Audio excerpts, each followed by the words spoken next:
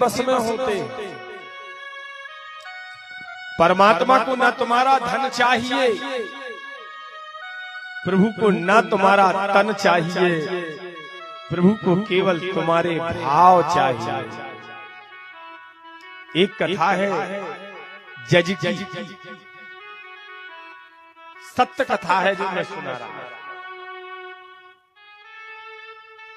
एक जज साहब थे, उनके सामने एक केस आता है।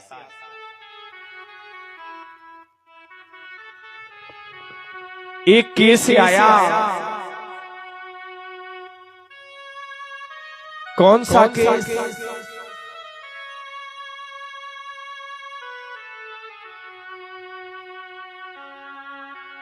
एक केवट था,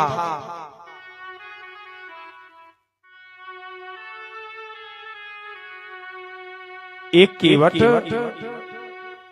वो पूजा पाठ नहीं जानता था, ना वो मंत्र जानता था। वो तो बस सुबह उठा, स्नान किया, स्नान करके हाथ में झाड़ू ली और झाड़ू लेकर के पूरे मंदिर, राम जी रघुनाथ जी का मंदिर था, रघुनाथ जी अर्थात राम जी का मंदिर था, पूरे चौपाल में झाड़ू लगाता था। और पंडित जी ने जब पूजा की तो जो बर्तन रहते थे, केवट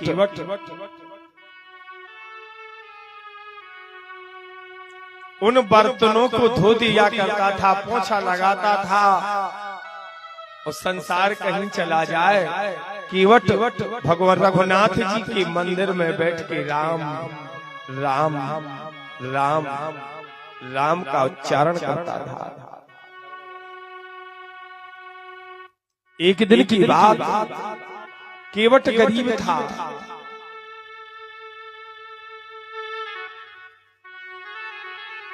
केवट इतना गरीब था कि धीरे धीरे केवट की पत्नी ने कहा, हे स्वामी, पुत्री विवाह के योग्य हो गई है, पुत्री का विवाह करना है। केवट ने कहा, रघुनाथ जी जाने। बोले, रघुनाथ जी क्या जाने, करना तो अपन को है, मदद तो वो करते हैं। एक दिन केवट धीरे धीरे साहूकार के पास गया। साहूकार जहां से पैसा लेते हैं, अपन मोटा मोटा ब्याज देते हैं।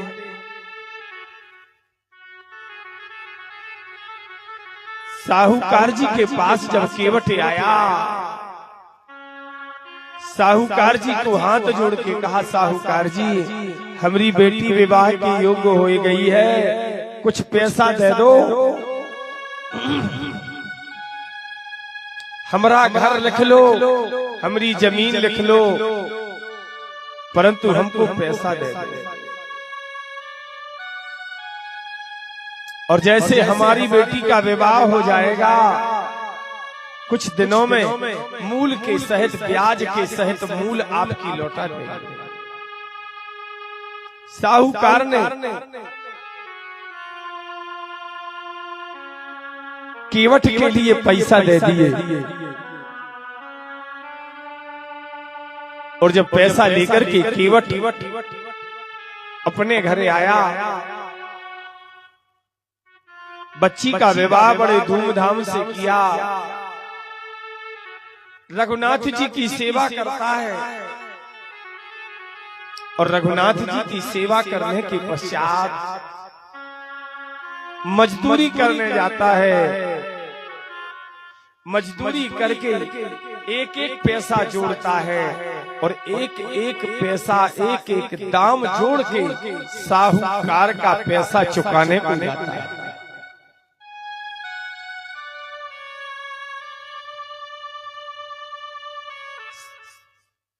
अब केवट पढ़ा लिखा तो था नहीं,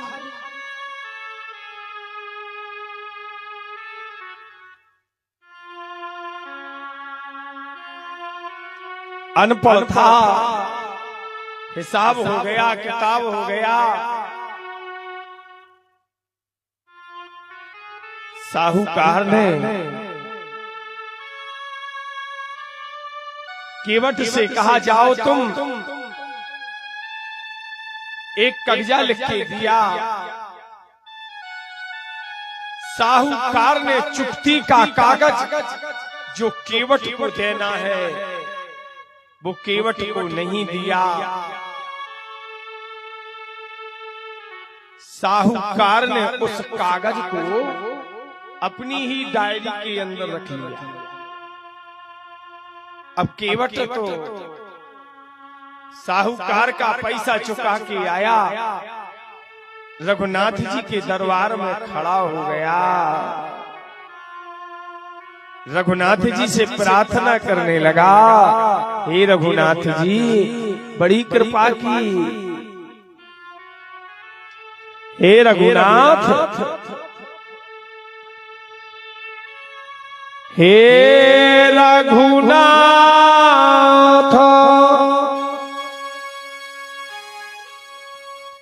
हे रघुनाथ गरीबहू के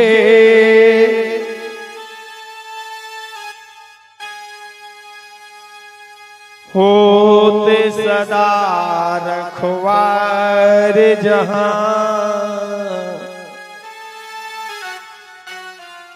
दाम चुकायो नाथ हुजूर, सुंदर प्रभु पावन नाम जहां। रघुनाथ जी आपकी बड़ी कृपा हुई।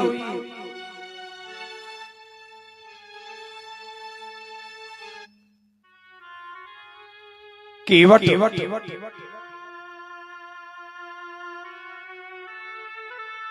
भगवान से बस कह गए, प्रभु चुका दिया है मैंने, क्योंकि शास्त्र कहते हैं अगर किसी का हम धन खा करके मर जाएं, किसी का कर्ज का खा करके मर जाएं, तो फिर गधा की योनि के लिए तैयार रहे।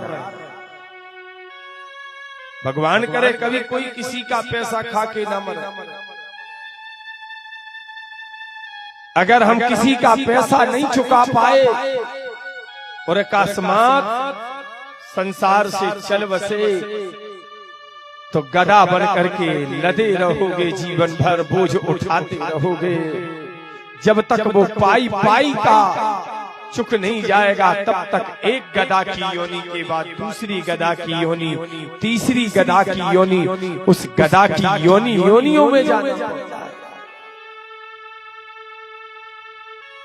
रामू केवट ने हाथ जोड़ के कहा, रघुनाथ जी इसका बड़ा डर था, इसलिए मूल के सहित ब्याज भी पाई से चुका के आया हूं। रघुनाथ जी की मिट्टी पत्थर की मूर्ति थी।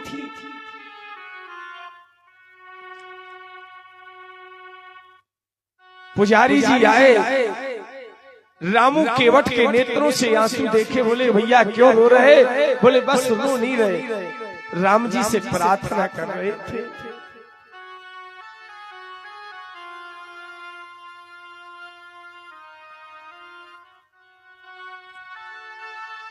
केवट ने तो अपनी तरफ से चुका दिया,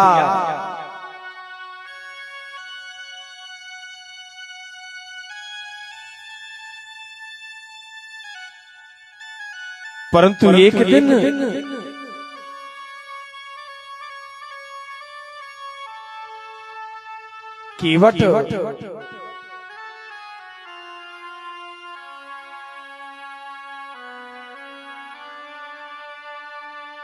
केवट के पास साहूकार के आदमी आए।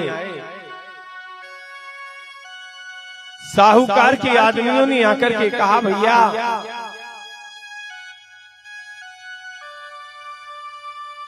जो तुमने कर्ज लिया है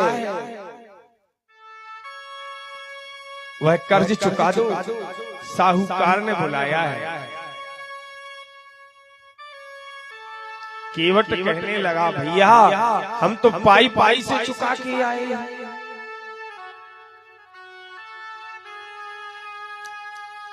अब कहां का कर्ज रह गया है। अरे भैया हमरा कोई कर्ज नहीं रहा। केवट गया, केवट ने साहूकार से कहा,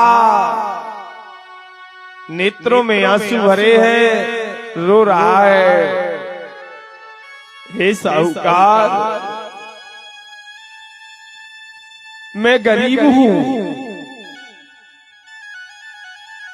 मेरा कोई सहारा नहीं है, मैं असहाय हूं। हे साहूकार, जो मैंने लिया था मैंने पाई पाई से आपका दाम चुका दिया। केवट साहूकार ने कहा, कोई तुम्हारे पास गवाह है? किसके सामने चुकाए? रामू केवट ने कहा, हे साहूकार, कोई देखे ना देखे, मेरे रघुनाथ तो देखते हैं। मेरे रघुनाथ जी जानते हैं।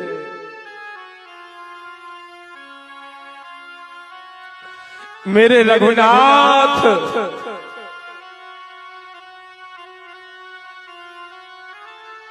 जैसे रघुनाथ का नाम लिया,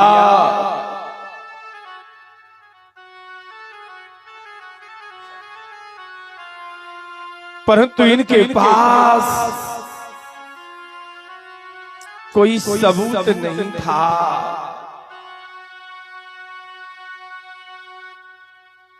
लाइसेंसधारी था वो,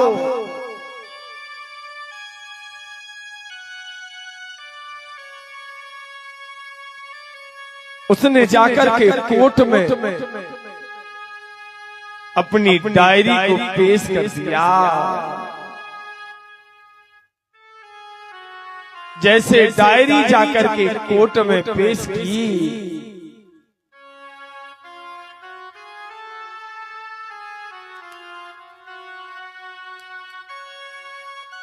केस आरंभ हो गया, नोटिस जारी हुआ। सिपाही आया, नोटिस लेके पूछता है। रामू केवट कोर्ट में हाजिर हुआ। जज ने पूछा, तुमने साहूकार से पैसा लिया? बोले हाँ लिया। दिया क्यों नहीं? रामू केवट ने कहा, हजूर हमने तो पाई पाई से चुका दिया। बोले सबूत क्या है? किसके सामने दिया? कोर्ट को तो सबूत की आवश्यकता है।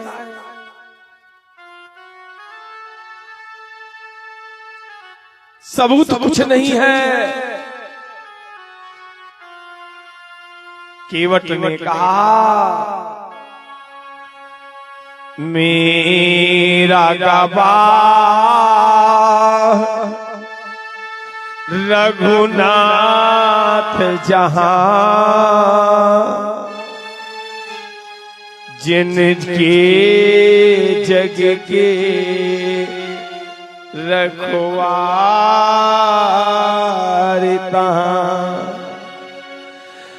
सदा राम राघव जो गाया करे, वही कोट गवाए में आया करे।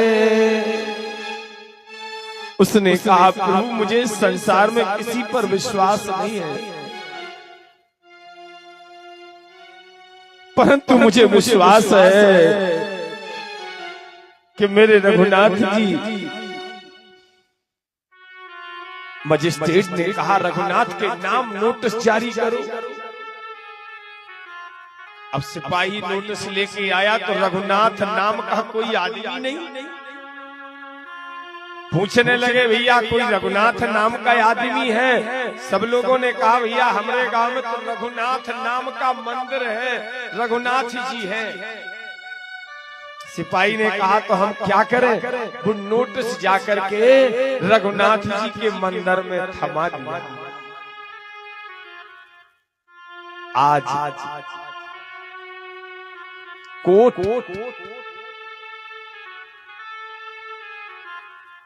गरीब के कैसे राम बनते हैं, सहज के कैसे भगवान बनते हैं। जज ने कोर्ट आरंभ की, वकील वकालत करने लगे। रामू केवट को बुलाया, बताओ तुम्हारा गवाह आ गया, नहीं तो आज तुम्हारी कुड़की होगी और सजा होगी। केवट कहने लगा, जज साहब जो आपको मंजूर हो मुझे कबूल है, पर मैं झूठ नहीं बोलूंगा। मैंने तो दाम चुका दिया है। बोले गवाह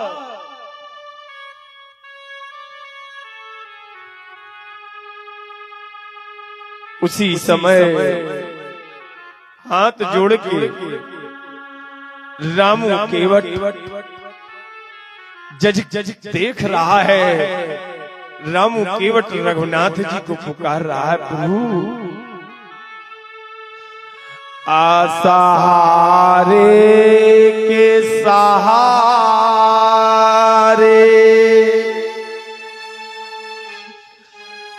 कहात सदा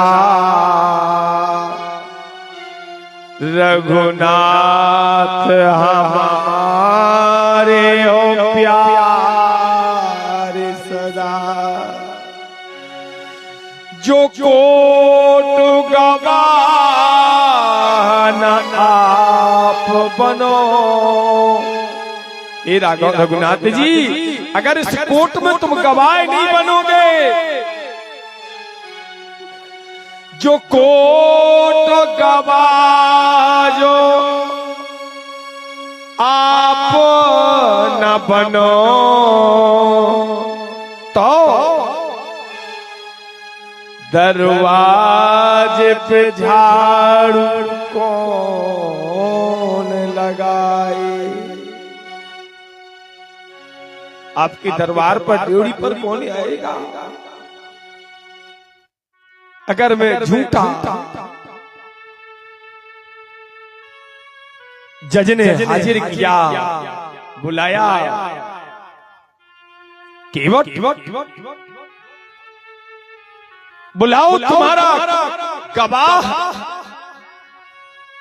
जैसे देखा, वाह, श्री रघुनाथ जी कटहरा में प्रकट हो गए। बोलो रघुनाथ।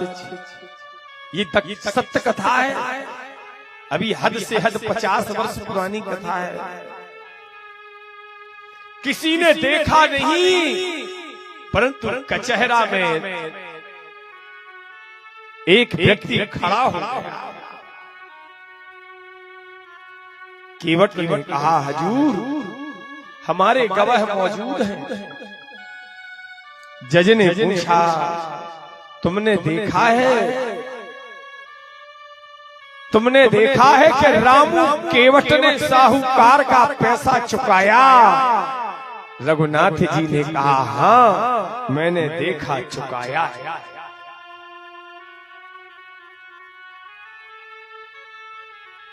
वहीं से भगवान रघुनाथ जी ने कहा, पृष्ठ क्रमांक के इतने पर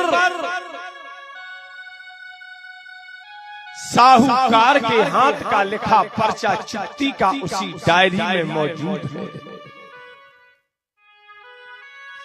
जज ने कहा, समय खराब ना करते हुए साहूकार के साथ ही साहूकार के घर कोर्ट लगाई जाए।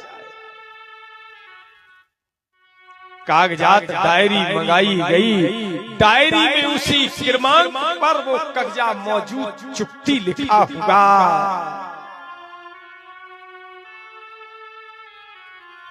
जज ने कहा केवट, जज ने फरमान जारी किया, साहूकार का लाइसेंस जब्त किया, साहूकार को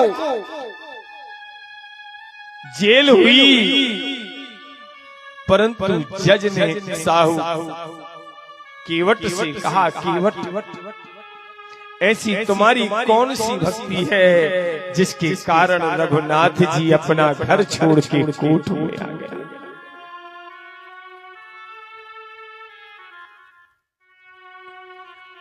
केवट ने कहा, मैं कुछ नहीं जानता, बस मैं तो उनके चरणों में, मैं तो उनके दरवाजे झाड़ू लगाता हूँ, मैं तो उनके दरवाजे में पड़ा रहता हूँ, आगे क्या होगा मैं कुछ नहीं जानता, बस मैं रघुनाथ को जानता हूँ, तुम हमारे हो, हम तुम्हारे। जज ने कहा, ये जजगिरी मुझे नहीं करना है। जज मजिस्ट्रेट जैसे कुर्सी से उतरता है, उस कुर्सी के पैर पड़ता है। सुबह सुबह जज साहब बंगला में बैठे थे, जज की पत्नी आई, जज की पत्नी ने पूछा, आपको हो क्या गया है? जब से कल से आप कोर्ट से आए हो तब से बदले बदले हैं। जज ने कहा, बदले बदले नहीं, अब तो हम बदल गए हैं। बोले क्या? जज के नेत्रों से आंसू आ रहे। जब एक अनपढ़ जो कुछ नहीं जानता है, जब उसके इशारे पर रघुनाथ जी आ सकते हैं, तो चलो हम भी तो वृंदावन में कन्हैया को पाएंगे। सुख सारद सार जज कह रहा है, सुख सारद से गणेश के, सुख सारद नारद शेष गणेश के नहीं ध्यान में आते रहे हैं। सोई आज विनीत अदालत में केवट के गवाह कहते रहे। सुख धो क्यों दर्श दियो को भो। बड़ा सुख हुआ जब मैंने देखा। दुख जान्यो दर्द भयो मुझको, कुर्सी पे बना, कुर्सी पे बना जज बैठा रहा। जगदीश मुझे समझाते रहे। कुर्सी पे बना जज बैठा रहा। रघुनाथ मुझे समझा।